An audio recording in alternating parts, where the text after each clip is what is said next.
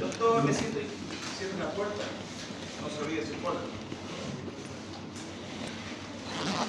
Entonces, muchas mujeres, solamente por la parte estética, ¿no es cierto? Dicen, doctor, me siento incómoda porque los labios se sienten muy grandes para mi zona genital. Entonces, ¿se puede hacer una reconstrucción? Sí. Y se lo vuelve lineal como una anatomía normal. Pero no es nada patológico, por si acaso. ¿Ya? Es la fisiología de cada mujer que puede estar representada. ¿Ya? Cuando los labios menores son más grandes que los labios mayores. Ahí se denomina hipertrofia anatómica. ¿Okay? El siguiente elemento anatómico que vamos a seguir mirando, ¿no es cierto?, es una zona que es la unión que tiene los dos labios menores en la parte superior, denominado el órgano eréctil femenino. ¿Saben qué se llama? El clítoris. En la parte superior, donde se unen los dos labios menores, ¿no es cierto?, a este nivel, vamos a encontrar el órgano eréctil femenino. ¿No es cierto? Destinado a lo que viene a ser el placer femenino, ¿no?, con más de 800.000 terminaciones nerviosas, por si acaso. Es una zona muy delicada, bien protegida. La unión que tienen los dos labios menores es lo que forma el capuchón del clítoris. En los varones, ¿cómo se llama la membrana o la tela que recubre el pene? Prepucio. Lo mismo sería en el aspecto femenino. Los dos labios menores se juntan y están protegiendo el clítoris. Es el capuchón. ¿Ya? Está totalmente protegido. Más de 800 terminaciones nerviosas tiene este órgano reproductor en la fertilidad. Algo que también tienen que tener en cuenta, doctores, es que en la región posterior de los labios menores encontramos unos conductos que son muy importantes. La vagina nunca está seca, siempre está húmeda. Y son gracias a estos conductos muy importantes que ustedes están viendo en la parte inferior de los labios menores, que se denomina las glándulas o conductos de Bartolino. Ojo en eso. Conducto de Bartolino. ¿Y eso para qué me sirve, doctor? Esto es lo que produce mucosidad y mantiene la vagina totalmente húmeda. Pero saben una cosa, que cuando esas glándulas se obstruyen, forma el famoso absceso de Bartolino. Infecciones vaginales, infecciones de transmisión sexual, caída, traumatismo, esos conductos se obstruyen, se inflaman, hay rubor, calor, dolor, la paciente no puede sentarse, la paciente no puede caminar, la paciente no puede dormir porque tiene una masa dolorosa producto de que uno de esos conductos se ha obstruido. ¿Ya? Importante eso porque hoy en día es muy común ver esta patología cuando la paciente viene y le refleja y le dice: doctor, me ha salido una bolita en mi zona íntima. Me duele al tocar, al caminar, hasta la ropa íntima me molesta. Y eso es por obstrucción de alguna de esas dos conductos de Bartolino. ¿No? Entonces, y en la parte media de lo que viene a ser ya el introito vaginal, tenemos un conducto donde se produce la micción. ¿Qué se llama eso? La uretra.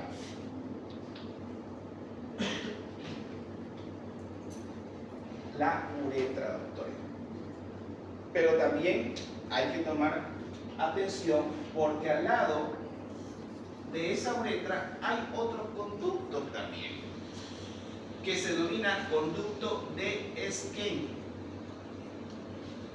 Son conductos o glándulas de Skene, también llamadas glándulas paraureterales. La misma manera, doctor, me duele en la zona íntima, al lado donde hago la micción, me ha salido una pequeña bola. Lo mismo. Infecciones, caídas, traumatismo, es que algún conducto, ya sea en la parte superior o en la parte inferior, es que está totalmente obstruido. Dice que existe una pequeña membrana elástica cartilaginosa que se encuentra justamente en la entrada de la vagina, que se presenta en todas las pacientes que no han iniciado una vida sexual todavía. ¿Cómo se llama esa pequeña membrana? Muy bien, INE. Por la característica del himen, doctores, en paciente que no ha iniciado una vida sexual todavía, el himen es una pequeña membrana de aspecto circular o anular, bien pequeñito, ¿no es cierto? Pero cuando la paciente ya inició su primer acto sexual, ese himen que era circular o anular se vuelve un himen desflorado, estrellado se llama. ¿Ya? Cuando una paciente tiene su primer hijo por un parto normal, este himen que estaba desflorado o estrellado se destruye por su totalidad y se presentan pequeños colgajos, pequeños restos que se llaman carúnculas miltiformes. Vestigios o restos cicatrizales de lo que fue esta pequeña membrana. ¿Puede haber alguna alteración en alguna formidad del himen? Claro que sí. Puede haber que el himen esté tabicado, una pequeña pared que tenga ahí. Puede ser que sea cribiforme, pequeños orificios. O puede ser que esté totalmente cerrado, imperforado se llama eso. ¿Ustedes han visto alguna vez algún recién nacido, o tal vez han escuchado cuando han pasado pediatría, cuando los niños nacen con ano imperforado? Sí, ¿no es cierto? Cuando el conducto del ano está totalmente sellado, es una anomalía congénita. Lo mismo pasa en las niñas. Cuando no se las revisan bien, ¿no es cierto? Este himen no va a dar ninguna molestia hasta la etapa de la pubertad. ¿Saben cuándo? Cuando la niña inicie su primer ciclo menstrual. ¿Por qué? Porque la sangre no va a poder salir. Y a la niña le va a producir mucho dolor. ¿Y qué se tiene que hacer? Hay que hacer la perforación médica. ¿Ya? Existe ese tipo también de anomalía en la etapa de los niños. ¿Y eso para qué les servirá a ustedes como médico general que van a hacer? ¿Será que a ustedes les sirve saber la característica de un himen? ¿Le va a servir alguna vez? Sí, porque tal vez en algún momento le van a pedir su opinión, doctora, doctor, tal vez una niña fue abusada sexualmente.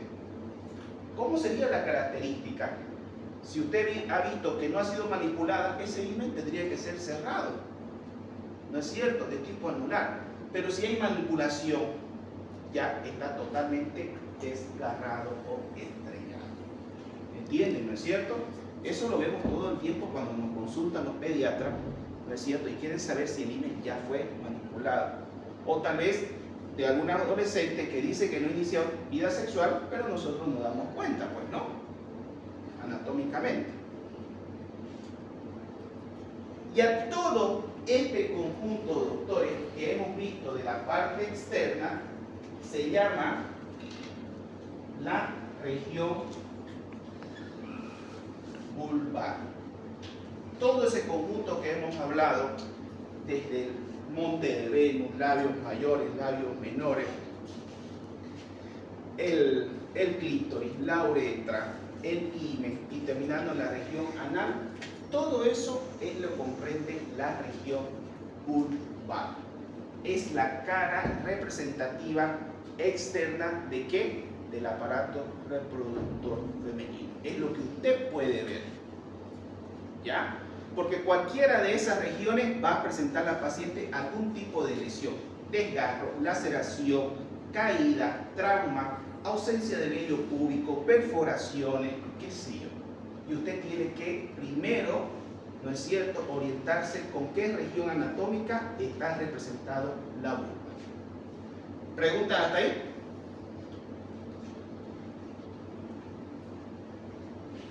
Muy bien, sigamos entonces. Ahora nos vamos a ir entrando ya a la parte interna. Si ya yo conozco cuáles son los elementos externamente, ahora veamos qué comprende internamente.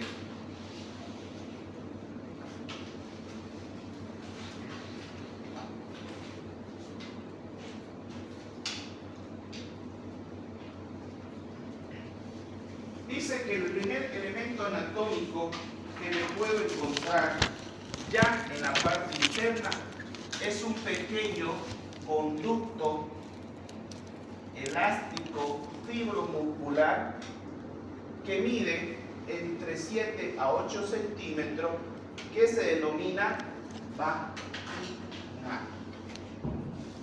La vagina.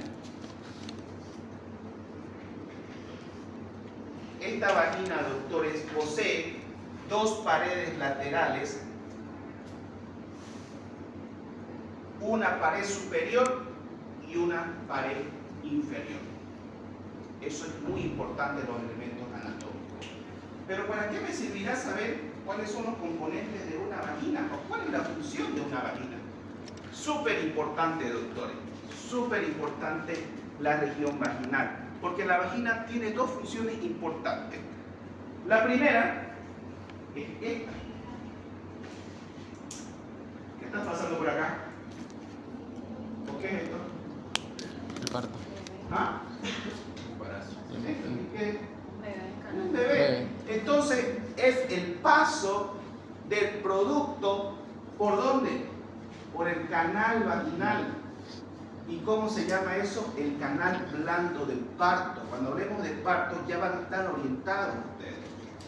¿Se acuerdan ustedes cómo se llama el primer canal cuando les hablé al principio?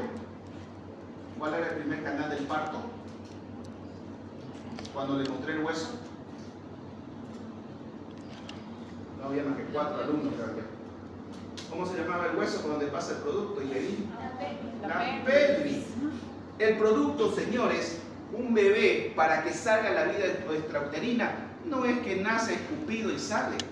Tiene que pasar por dos elementos importantes, dos canales súper importantes. El primero, los que llegaron temprano, es el hueso pélvico, que es el canal duro del parto, y el segundo es a través del canal vaginal. El canal vaginal, doctor. Porque la vagina, le había dicho yo que es un conducto fibromuscular elástico. Se tiene que expandir para que pase un producto de 3 kilos, 500, 4 kilos, ¿no es cierto? Para que no haya tal vez algún desgarro, alguna laceración. ¿Qué también sirve la vagina? Como órgano copulador.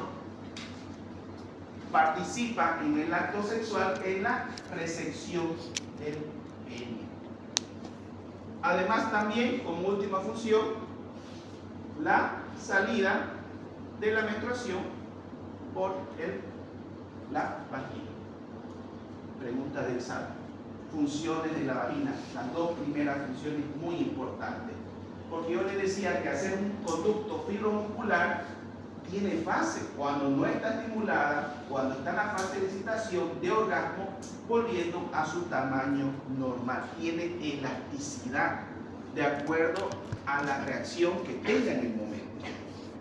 Se puede expandir como puede volver a su tamaño normal. ¿Entienden eso, no es cierto? Es muy importante eso. Otro elemento anatómico que nos encontramos ya acompañando a la vagina es un pequeño órgano que se denomina, ¿qué dice ahí? Cuello uterino. El famoso cuello uterino, o cervix. No se olviden eso.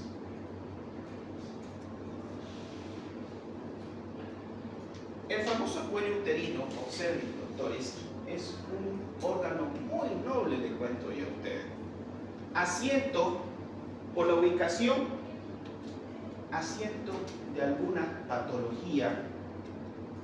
También participa en el trabajo de parto, por si acaso.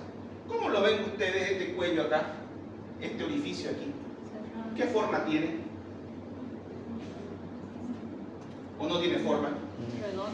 Hola. Circular. Circular, como un pequeño puntito, ¿no ven?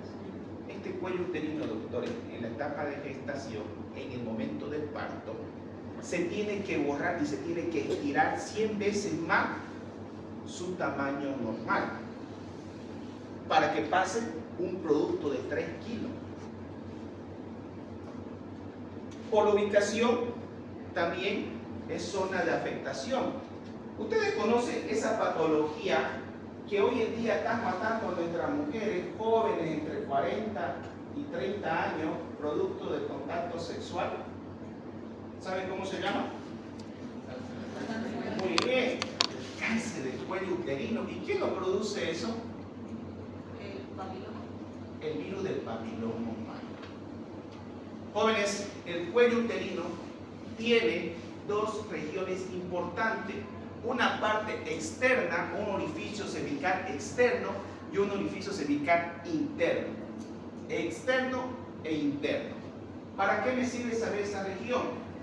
La parte externa se denomina exocervix. La parte interna se denomina endocervix. Doctor, ¿y a mí para qué me interesa saber? Señor, hay células que se desprenden en cada región, tanto externamente como internamente. En la parte externa hay células glandulares y en la parte interna hay células escamosas. ¿Y cuál es su función? Cuando este señor llamado HPV, lo primero que hace es o ataca esta célula o ataca la célula interna. ¿Qué es lo que hace? Cambia su forma, crecimiento exagerado, hace metaplasia. Y ahí usted tiene un crecimiento y empieza la displasia y la tumoración, convirtiéndose en el famoso cáncer de cuello uterino. Doctores, si nosotros estamos guiados, es muy importante porque esa zona es donde nosotros realizamos el famoso Papa Nicolau.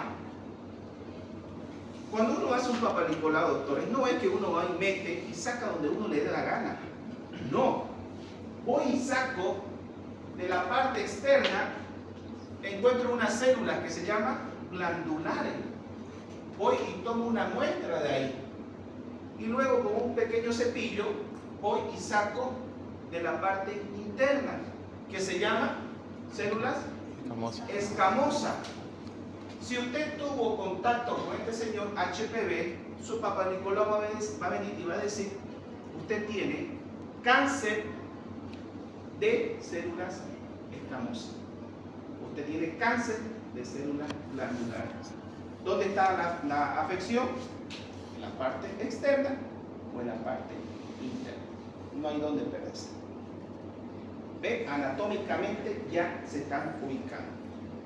Ya es una de las patologías más comunes que viene, aparte de las infecciones vulvovaginales, de la cervicitis, de la colpitis, es que nosotros hacemos ese estudio muy importante que se hace hoy en día a todas las mujeres. ¿Cuándo se debería hacer un Papa Nicolau?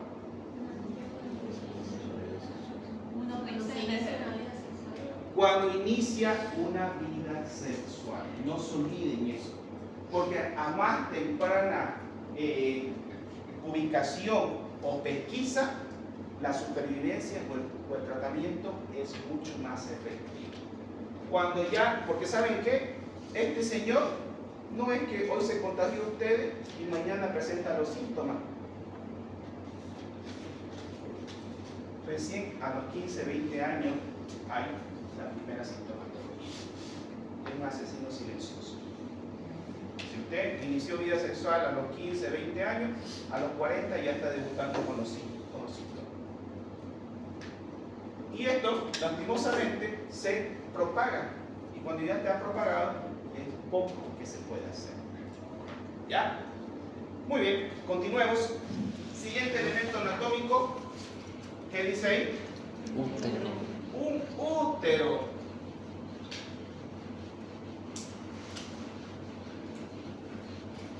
Muy bien. Dice que el útero es un órgano también fibromuscular, hueco.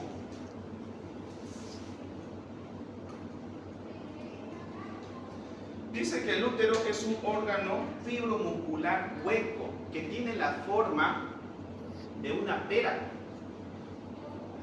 ¿Conocen la pera? Sí. ¿Cómo es su forma de la pera? Ancha arriba y angosta abajo. Tal cual, como una pera invertida. Este señor útero es bien pequeñito. Yo le pongo ahorita 100 puntos a la alumna que me diga que pueda tocar su útero. El que me diga, doctor, yo toco mi útero, venga y toque. Yo le digo, ahorita le pongo, le exhibo. ¿Dónde se encuentra ubicado el útero? Lo que me pusieron atención cuando inicié la clase. Dentro A ver. de la pelvis. Es en la cavidad retroperitoneal, retropélvica, está dentro del hueso pélvico. ¿Cuándo se va a poder tocar un útero? En etapa de gestación o crecimiento anormal del útero, como los miomas, tumores, qué sé yo. Fisiológicamente usted no puede tocar. Es tan pequeñito que cabe aquí mi palma en la mano el útero. Es chiquitito ese elemento anatómico. No pesa más que 50 gramos ese pequeño señor. Mide de 7 a 8 centímetros, bien pequeñito, pero tiene unas funciones tremendas. Las capas del útero, doctores, es muy importante, es pregunta de examen. Dice que tiene 3 capas. Si vámonos de afuera hacia adentro, la parte externa, la parte de la serosa, se denomina perimetrio. La parte intermedia, que está compuesto generalmente por tejido muscular, se denomina miometrio.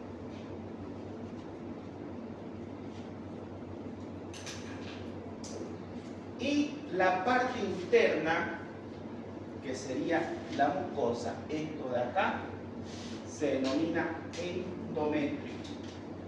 Ojo con ese nombre porque lo vamos a trabajar mucho en el próximo capítulo ahorita que vamos a ver. Las 3 capas del útero que tienen una función importante, cada una de ellas, de protección, de contractibilidad, y la parte interna, denominado endometrio, es donde se produce la implantación del embrión, y si no hay implantación, se denomina descamación, igual a menstruación. ¿Ya?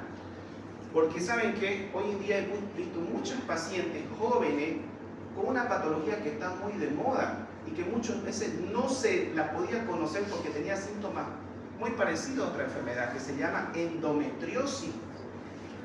Hay muchos pacientes jóvenes de 25, 30 años que reflejan mucho dolor durante el periodo menstrual, dolor intenso. ¿Y saben qué?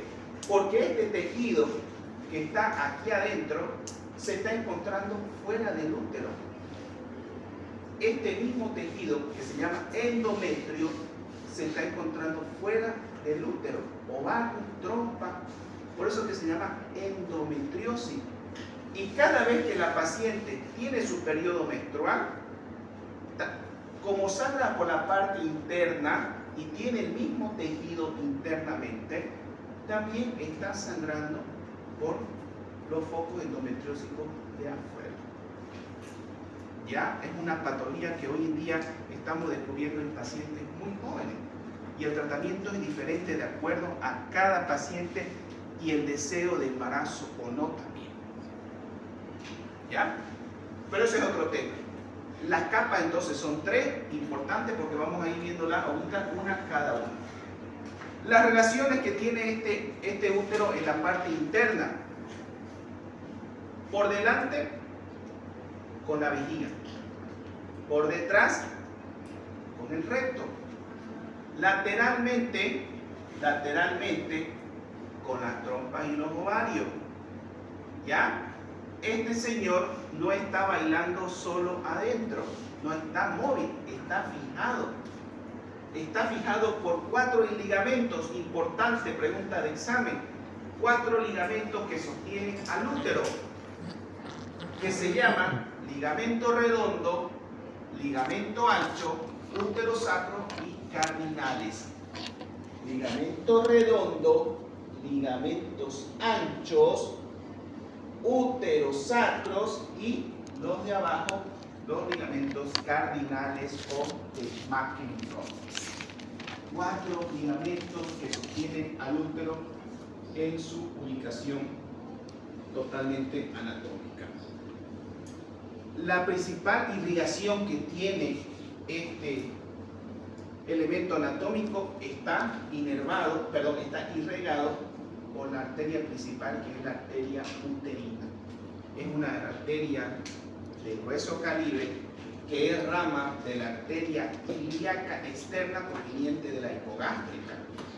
Miren cómo irriga toda la cavidad uterina llegando hasta parte del cuello uterino. ¿Tiene ramas accesorias? Sí. Por arriba puede venir la arteria ovárica y por abajo algunas de las arterias vaginales. Pero la principal irrigación, y es pregunta de examen, arteria uterina. Esa es muy importante saber cuál es su irrigación, doctores, porque la paciente cuando tiene un traumatismo, tiene un parto que se complica, la primera arteria que se desgarra es esta arteria uterina. ¿Ya? Bien. Próximo elemento anatómico se llama la famosa trompa de Falopio. ¿de qué? Falopio. Falopio. Estas trompas de falopio, jóvenes, o también denominado oviducto,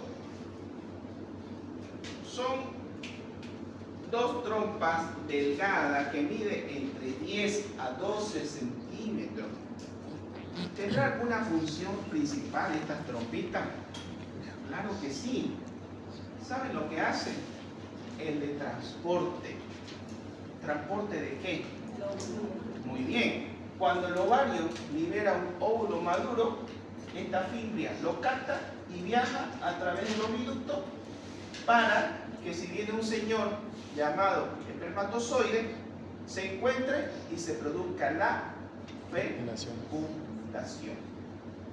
para que posteriormente venga y se implante en el endometrio y se llame implantación. Miren ustedes. Pero si este señor, este ovocito, óvulo maduro, viaja y no se encuentra con el espermatozoide, no hay fecundación, viene, se deshace y se destruye junto con la menstruación. ¿Ya? La principal función de la trompa es el transporte del ovocito. Ahora, ¿por qué es importante saberlo? Porque dice que la trompa tiene 4 porciones, jóvenes. 4 regiones anatómicas muy importantes. Tiene una porción intersticial,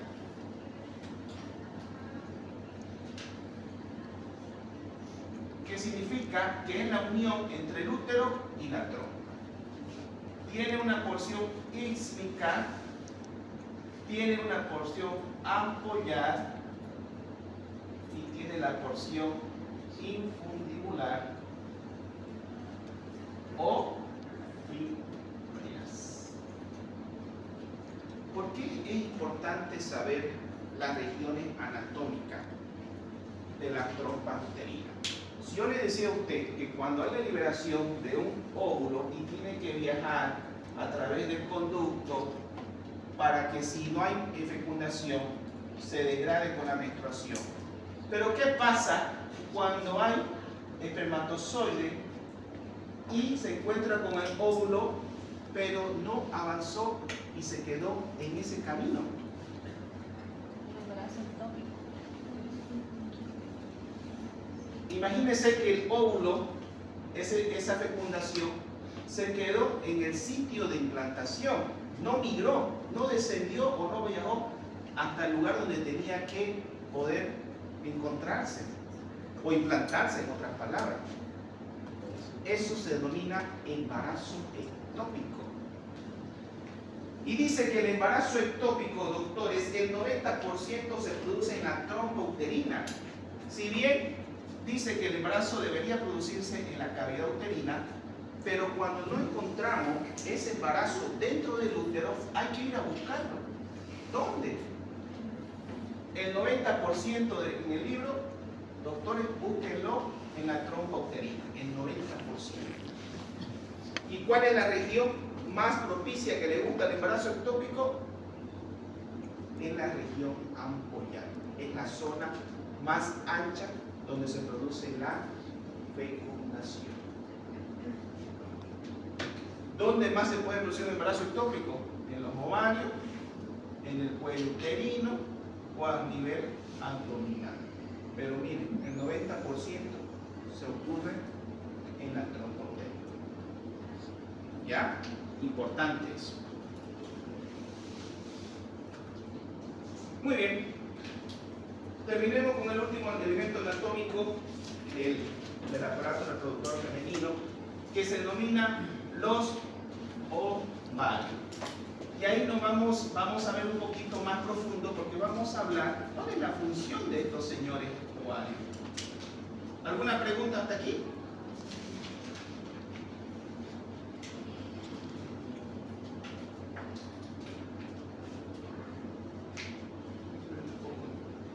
Muy bien. Los ovarios, doctores, son dos estructuras pequeñas de unos 2 centímetros. ¿Saben cuál es la función que tienen estos ovarios? Tienen la forma de una almendra, bien chiquititos son los ovarios, de color blanco nacarado, pero con funciones sumamente importantes.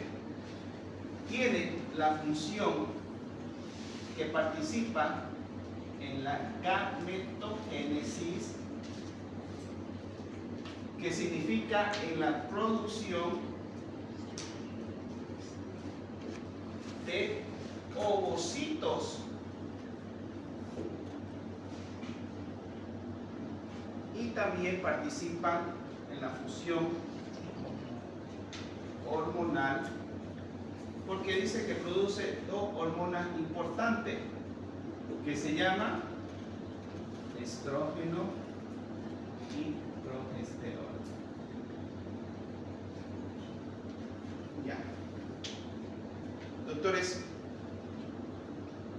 para que ustedes me entiendan, las mujeres están generalmente equilibradas por un medio interno muy importante o un eje que les favorece en la regulación de todo su sistema hormonal, que se llama el eje hipotálamo, hipófisis, ovario. Todo esto es lo que regula el ciclo femenino. Vamos a hablar un poquito de cada uno de esos para que ustedes me entiendan. Lo que le va a llevar a ustedes semanas estudiando, yo se lo voy a dar en 5 minutos para que ustedes lo puedan entender. El eje hipotálamo, hipófisis, ovario, doctores, tenemos que estudiarlo rápidamente. ¿Ustedes saben dónde se encuentra ubicado el hipotálamo? ¿En qué región anatómica? ¿En la silla turca? No. Ese es el otro elemento, esa es la hipófisis. El hipotálamo se encuentra generalmente a nivel o debajo del encéfalo. ¿Ya? Es una glándula que le regula a usted el medio interno, la homeostasis. Que usted tenga ganas de comer, que usted tenga ganas de dormir, su hormona de crecimiento, su deseo sexual, el estrés. Esa es la función del hipotálamo. Pero ¿cuál es la función para nosotros en ginecología? Que nos libera una hormona que se denomina LDH, que es la hormona liberadora de gonadotropina.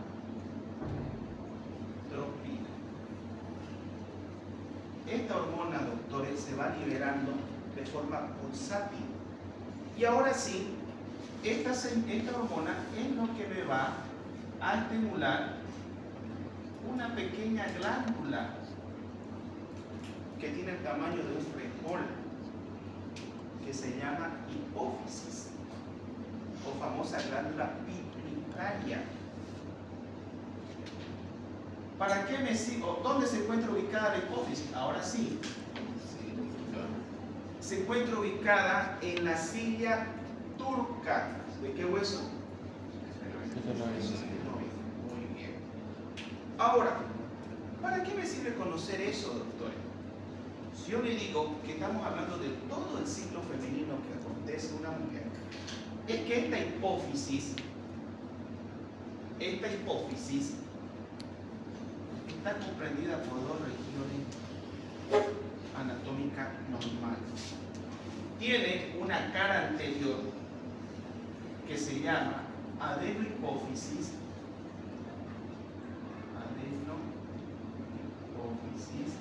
y tiene una cara posterior que se llama neurohipófisis.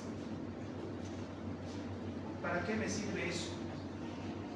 Porque la cara anterior, doctores, es lo que va a regular 6 hormonas importantes que liberan. La glándula tiroidea, la hormona del crecimiento, las glándulas suprarrenales,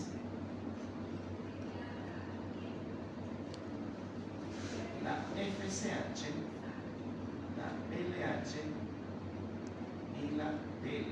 Perdón que lo abreve, pero significa prolactina. Mire cuántas hormonas está liberando solamente la cara anterior. 6 tipos de hormonas.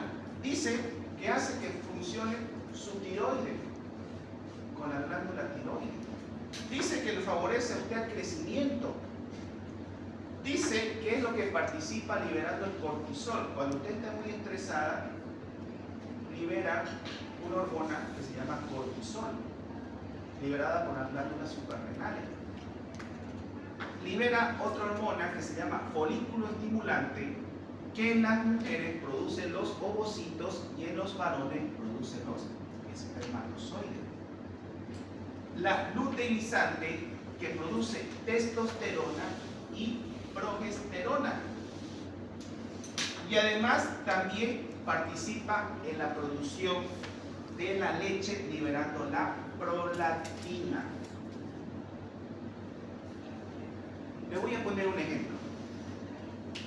Si ella, ¿qué edad tiene usted? Ella tiene 23 años. ¿Tiene hijo? No.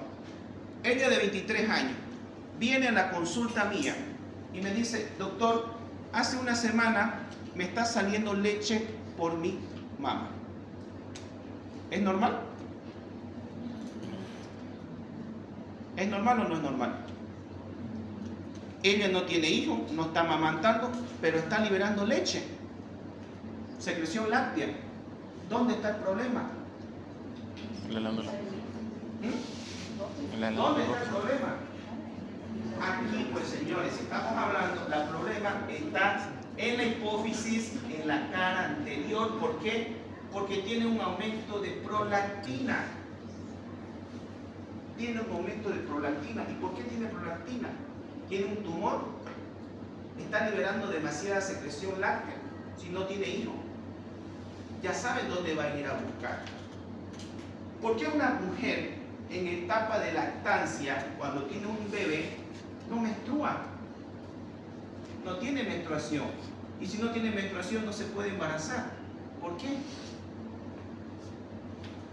Cuando una mujer está dando de lactar, doctores, que se llama MELA, que es el método de la lactancia amenorrea, cuando esto está activo, disminuye esto. Por eso es que no hay menstruación, porque está activa la prolactina. No, miren ustedes, fisiológicamente ya saben qué y dónde va a ir a buscar. Ahora, y del otro lado, ¿qué habrá? Del otro lado, jóvenes, hay dos hormonas también importantes. La primera es la famosa hormona del amor, la oxitocina. La oxitocina juega un papel importante en nosotros porque participa en la contractibilidad en el momento del trabajo de parto. Si no hay dolor, no hay parto. No va a salir nunca ese niño. Y además también con la hormona ACTH o vasopresina, que es la hormona antidiurética, que es la encargada de retener agua. ¿No? Mire qué importante es la hipófisis con las hormonas que llegan a secretar. Y esta, que es la parte anterior, es lo que viene y estimula los ovarios. Lo que va a hacer es producir, perdón que lo abrevíe, es la encargada que va a producir estrógeno y progesterona, las dos hormonas que participan en el ciclo ovulatorio femenino. Todo eso, doctores, es lo que acontece en el ciclo ovárico normal de una mujer. ¿Ya? Importante eso, es pregunta de examen, tómenlo por seguro, léanlo. ¿Ya? Así es como participa todo el ciclo ovárico en una paciente femenina.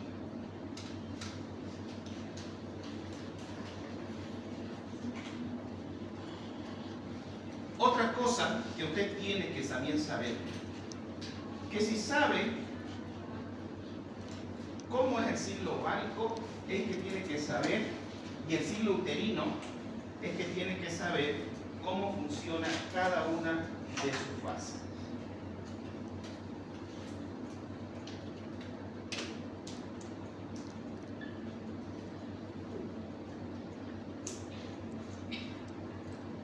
Por favor, ¿me pueden leer ahí adelante?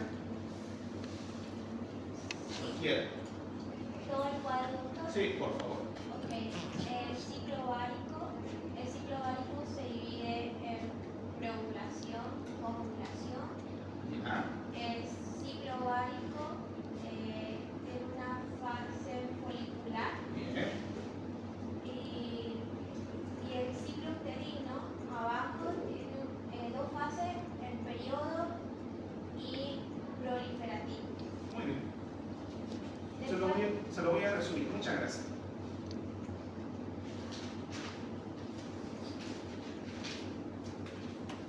Ok. Cuando nosotros hablemos de los ciclos ováricos y uterinos, dice que cada uno tiene su órgano principal. Tomen apunte porque esto es pregunta de examen. Es un resumen de lo que van a leer en el libro. ¿Cuál es el órgano principal en el ciclo ovárico? El ovario. ¿Cuál es el órgano principal en el ciclo uterino? El útero. El útero. Principalmente el endometrio. ¿Para qué le dije que servía el endometrio? Para la regulación. ¿Y si no hay implantación?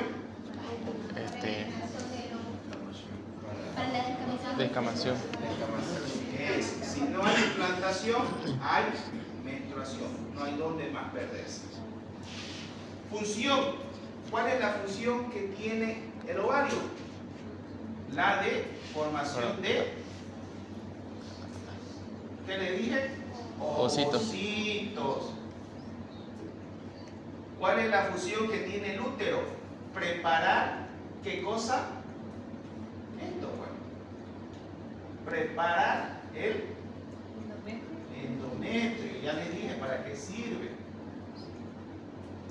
Ahora aquí, las fases. El ciclo ovárico, nos leía la doctora y dice, el doctor tiene 3 fases el ciclo ovárico. La primera fase es la fase proliferativa. La segunda fase, la que está en el medio, es la ovulatoria. Y la última fase del ciclo ovárico es la, ¿qué dice ahí? Luteal. Ejemplo, se lo voy a poner para que ustedes entiendan aquí. Mucho tiempo no tenemos. La fase proliferativa no es nada más que el crecimiento de estos señores. Para que un ovocito sea alcanzado por un espermatozoide, tiene que pasar desde la fase primordial y convertirse en un folículo maduro. Primero es un folículo primordial, luego va creciendo, se llama folículo primario, se sigue desarrollando, se denomina folículo secundario, hasta que llega a la etapa de maduración y se denomina folículo de grano. Este señor es el que libera el famoso folículo maduro, ¿no es cierto? O cuerpo amarillo. Esta es la etapa ovulatoria. ¿Alguna vez, tal vez las mujeres se van a sentir identificadas, han sentido alguna secreción blanquecina, cristalina, que no pica, no molesta, no duele como clara de huevo? Sí, es porque están ustedes ovulando, listo el óvulo para poder ser fecundado. Es la etapa ovulatoria, por si acaso. A eso es cuando nosotros trabajamos con las pacientes. También nos funciona como un método de planificación familiar natural, donde nosotros dirigimos el coito, o queda embarazada la paciente, o le decimos que no, que tenga cuidado porque está en su periodo ovulatorio. Es el periodo más fértil que puede ser. ¿Por qué? Porque eso se da en el día 14. Ya les voy a enseñar cómo es el método del calendario. Estamos hablando de aquellas pacientes que tienen un ciclo regular que solamente dura 28 días. Cuando este señor no fue alcanzado, no hubo relación, no hubo espermatozoide, pasa las 12 horas, porque solamente este señor dura 12 horas de vida tiene, y luego entra en la fase de lútea o luteólisis, degradación. Y a eso se llama lo que viene a ser el cuerpo o el cuerpo albicans, que está lo que viene a ser la liberación de progesterona. Es donde se destruye el cuerpo marino. ¿Ya? Estas son las 3 fases que tiene el ovario: proliferativa, ovulatoria y lútea. Se los voy a preguntar. ¿Cuál es la fase que tiene el útero? Dice que tiene una fase menstrual, tiene una fase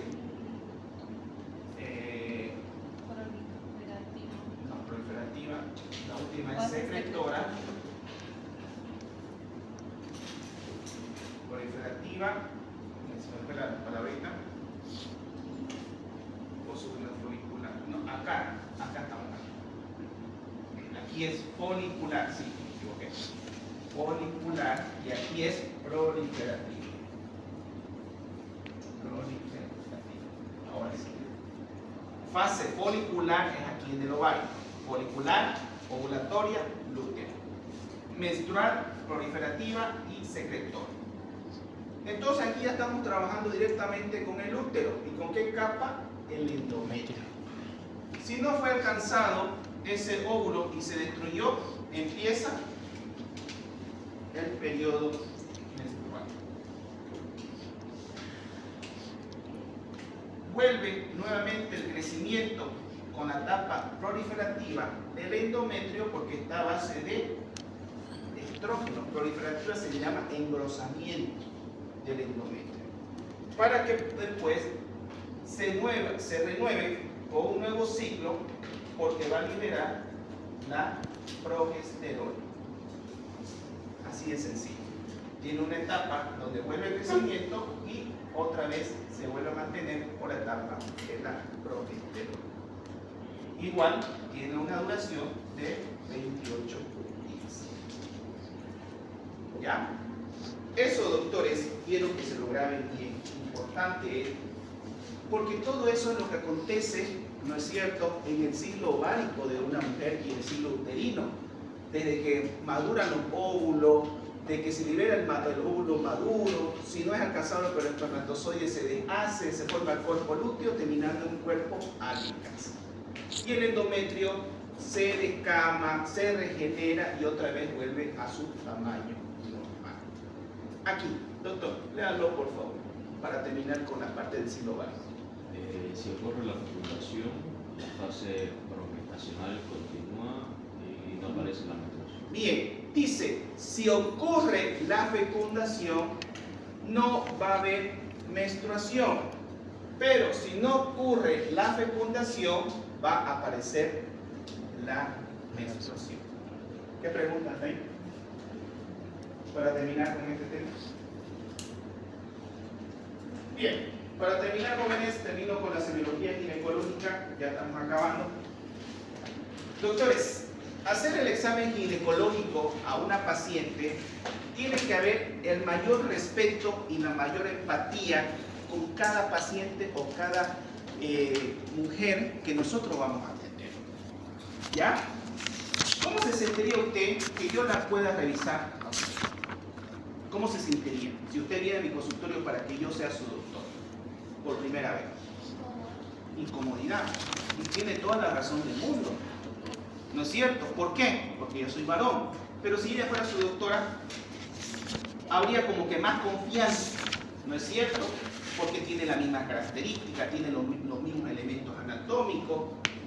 Entonces, la empatía y el respeto es lo que primero se debe brindar a cada persona, especialmente a cada mujer que vamos a revisar. ¿No es cierto? ¿Cómo se sentiría usted si yo la he visto acá delante de todos los compañeros?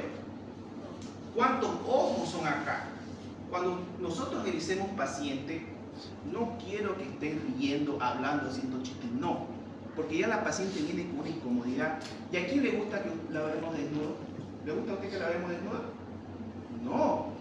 Peor viéndola la región íntima de cada mujer. ¿No es cierto? Entonces siempre el mejor respeto cuando hagamos un examen ginecológico, por favor. ¿Ya? Para hacer un examen ginecológico, doctores, se tiene pasos. No es tocar por tocar. No es meter los dedos por meter los dedos. Hay nosotros procedimientos que podemos volverlo muy doloroso si no sabemos cómo realizarlo. No. A veces meten el dedo y no saben lo que están tocando. No saben cómo hacer un tacto vaginal. Porque dice el que no mete la mano, ¿qué mete? La pata. ¿No es cierto? Y si usted no sabe qué es lo que va a sentir, qué es lo que va a buscar, está metiendo por meter. ¿No es cierto? Entonces tiene que ser un examen cuidadoso, respetuoso. ¿Y saben qué? Siempre pidiendo permiso. Siempre se debe pedir permiso. No se puede realizar ningún examen ginecológico sin la autorización del paciente. Porque si yo hago algo en contra de su voluntad de ella, ¿qué estaría haciendo? ¿Qué estaría haciendo? Ella es mi paciente y yo directamente fui y la toqué sin autorización de ella. Violación. Acoso. ¿Qué está? ¿Violando qué? Su privacidad. Su privacidad, violación. ¿Qué me puede denunciar a mí por violación? Porque fui y no le dije qué es lo que iba a hacer. ¿Ya? Entonces, vamos, lea, doctor. ¿Cómo vamos a revisar una paciente? Examen físico por las características y la naturaleza de la consulta. El ambiente exige mayor privacidad que la habitual, lo que contribuye a disminuir la atención de la mujer y facilita su relajación. La exploración ginecológica debe tener ciertas comodidades. En lo posible debe ser grato y debe disponer de iluminación adecuada y buena limpieza. ¿Por dónde está la hojita de asistencia? Le dije que vayan haciendo. ¿Dónde quedó? Vayan por favor haciendo la asistencia. Bien, vamos a hacerlo más breve. Entonces, por la naturaleza dice que el ambiente, ¿cómo tiene que ser? Limpio, buena iluminación, aire acondicionado, ¿no es cierto? Yo sé que hoy en día nuestro sistema público no nos ofrece ese confort. Tenemos 25 pacientes afuera esperando, ¿no? Y solamente tenemos 15 minutos para atender a una paciente. ¿Y será que va a dar tiempo para que yo voy y la reviso minuciosamente y le voy a tener el mismo trato con la paciente? Hoy en día, ¿qué hacemos? Pasa la paciente, ni la miramos, le preguntamos qué tiene, échese en la camilla, la examinamos, vaya y vuelva cuando tengan los resultados. Ni 5 minutos tardé en revisar. Pero si viniera aquí en la clínica Dogweiler, ¿cómo sería? ¿Qué quiere tomar? ¿Quiere un capuchino? ¿No es cierto? ¿Está bien el aire? ¿Está muy frío? Totalmente diferente, ¿no es cierto? Totalmente diferente, que no debería ser así. Deberíamos tener la misma clase de atención tanto a ella como para ella. Pero ya tengo a la otra paciente tocándome la puerta, porque tuvo que sacar ficha a las 3 de la mañana. ¿No es cierto? Eso deberíamos cambiar en nuestro sistema público que tenemos. Bien, ¿en qué consiste hacer una exploración ginecológica, chicos? Desde que usted le hace una historia clínica completa, ¿para qué sirve una historia clínica? Para recabar información, todos los datos que usted necesita. Realizar un examen ginecológico no solamente dice que nos vamos a abarcar a la parte del aparato reproductor femenino. Tiene mama, tiene abdomen, tiene tórax, tiene cabeza, ¿no es cierto? Y obviamente que el enfoque principal va a ser el aparato reproductor o la zona que esté con lesión. Pero para eso usted tiene que ir buscando qué antecedentes tenía su paciente, tanto personales como no personales, patológicos, no patológicos, qué antecedentes obstétricos tenía, tiene hijos, tiene cesárea, tiene aborto, ¿no es cierto? Y buscar factor de riesgo. ¿A qué edad inició su vida sexual? ¿A los 15 años? ¿16? ¿Cuántos compañeros sexuales ha tenido hasta el momento? ¿Uno? ¿Uno por semana? ¿Uno por mes? ¿No es cierto? No se olviden, a mayor número de compañeros sexuales, mayor riesgo de alguna enfermedad de transmisión sexual. ¿O no es así? Y ahí vamos buscando, ¿no? ¿Desde cuándo comenzó la primera menstruación? ¿Utiliza algún tipo de método anticonceptivo? ¿Qué datos de su vida sexual y qué síntomas acontecen en esa paciente? Lo más frecuente por lo cual viene una paciente y nos consulta es siempre las alteraciones menstruales. Doctor, me baja demasiado. Estoy con mi periodo menstrual y me baja demasiado. No estoy con mi periodo y tengo sangrado irregular. Doctor, estoy con flujo amarillo, verde, achocolatado, café. Tiene, qué sé yo, forma de leche cortada, de leche condensada, huele a pescado, huele a sardina. Generalmente las infecciones vulvovaginales. Doctor, tengo mucho dolor, no sé qué acontece, pero todo el tiempo tengo un dolor en mi zona de bajo vientre. ¿No es cierto? Y ahí nosotros vamos viendo desde el color, la cantidad y con qué síntomas se acompañan. Fiebre, dolor, decaimiento, sueño. ¿no es cierto? ¿Qué más acontece? ¿Qué dice aquí? Aquí, por favor. Lea ahí adelante. Exploración física. El paciente también tiene su propia inquietud. Algunas mujeres han experimentado dolor, vergüenza o incluso humillación en exploraciones. Muy bien, dice, miren ustedes, que la paciente ya viene con una inquietud y algunas mujeres dicen que han experimentado dolor, vergüenza, incluso humillaciones en la exploración. ¿Alguna vez alguna mujer se ha hecho un chequeo ginecológico? Que deberían hacerse una vez al año mínimamente.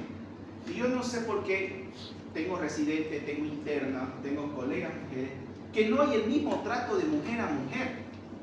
No sé por qué. No sé por qué pasa eso. Yo que soy hombre y veo, siento como si a mí me doliera cuando la manipulan demasiado. Y entonces, si usted no hace un buen examen ginecológico, lo único que va a conseguir es mucho dolor. Y que la paciente no vuelva nunca más con usted. Y si su paciente es menor de edad, no debe realizarlo sin el tutor o el padre o el apoderado del paciente. Algo que le puedo decir es que nunca revise usted solo, nunca. ¿No es cierto? Porque se puede malinterpretar y es la palabra del paciente contra la mía. No revisen solo, nunca, tanto hombres como mujeres. El examen general, jóvenes, no solamente nos vamos a abocar al examen ginecológico, hay que ver desde cómo ingresó por la puerta. Es una paciente de 120 kilos, camina, tiene silla de ruedas. ¿Qué estado psíquico o intelectual tiene su paciente? Nutritivo, su aspecto general, el grado de educación, los signos vitales, ¿cómo está llegando esa paciente? Preparar a una paciente, doctores, también es muy importante. Hay que hacer una buena preparación para hacer un examen ginecológico. Dice que el primer paso siempre es decirle que vacíe la vejiga antes de cualquier examen ginecológico. ¿Pero por qué? ¿Por qué le diría a la paciente que vacíe su vejiga? Porque el dolor del globo vesical al momento de la manipulación puede producir mucho dolor. Que no tenga relaciones 24 horas, que no haya usado óvulos vaginales, cremas, duchas, porque me altera todo el pH vaginal de la paciente y me va a dar falso positivo. Ya no necesita realizarse nada. Y lo más importante, siempre acompañado de un personal de salud.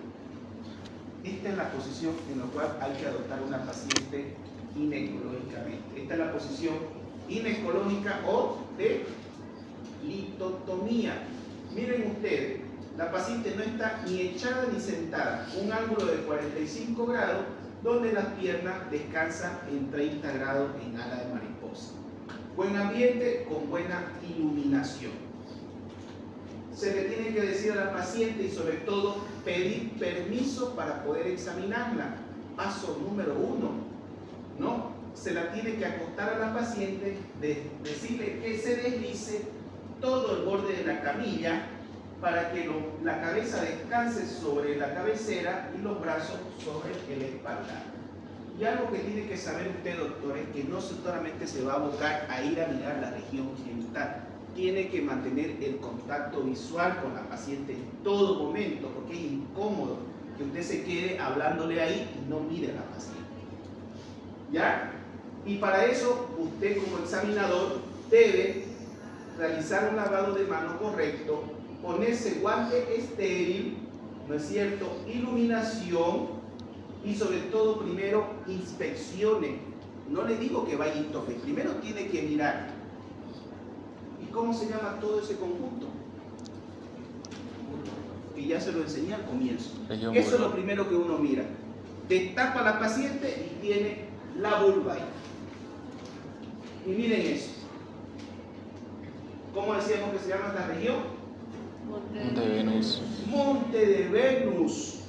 ¿Cómo está este Monte de Venus? A comparación de cuando empezamos.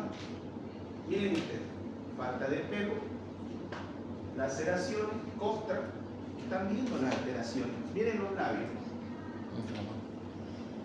Totalmente dematizados, inflamados.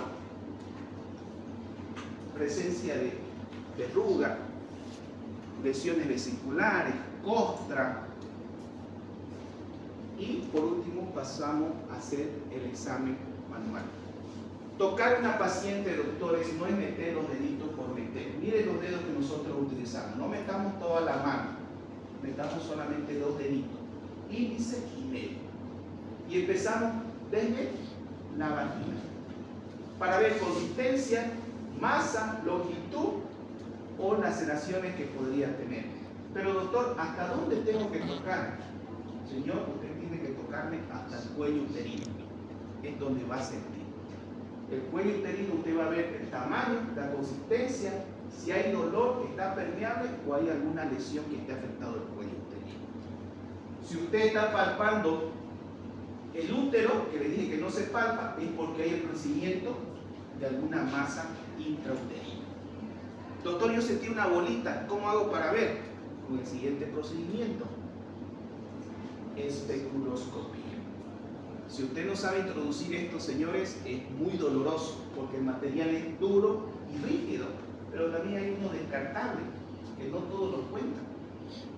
¿Ya? Este material lo que hace es permitir ver por dentro de la cavidad vaginal y vamos viendo mucosa, coloración, secreciones, fístula. Si usted ha tocado algo y me tiene que ver hasta el cuello uterino. Un cuello uterino que puede estar normal, rosadito, como puede estar totalmente inflamado con secreción mucopurulenta o sanguinolenta. Para terminar, chicos, los procedimientos que nosotros hacemos en ginecología va desde tomar un Papa Nicolau, desde hacer un cultivo de secreción vaginal, desde hacer una colposcopía, ¿no?, que es mirar 100 veces más el cuello uterino mediante este aparatito que se llama colposcopio, ¿ya? Y si yo encuentro algo anormal, tomar una muestra para llevar a biopsia, ¿ya?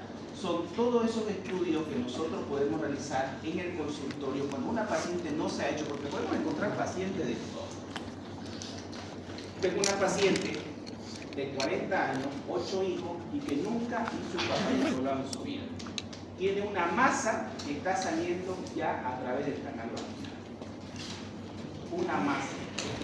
Tiene un cáncer del cuello uterino 3B que solamente el tratamiento es paliativo, con una supervivencia de 6 meses. Así de simple. Bien, terminando, no olvidemos nunca orientar a las pacientes a que se realice un Papa Nicolau. ¿Cada cuánto tenemos que hacer un Papa Nicolau? Un año. Una vez al año. Planifiquemos a la paciente, por favor. Si ya la paciente va con 8 hijos, no esperemos que llegue a la selección, ¿no? Por favor, hablemos, tenemos una gama, incluso las jovencitas hoy en día, ¿no?, que son el grupo más vulnerable. Tenemos pacientes de 16, 17 años, segunda cesárea, 17 años, segunda cesárea.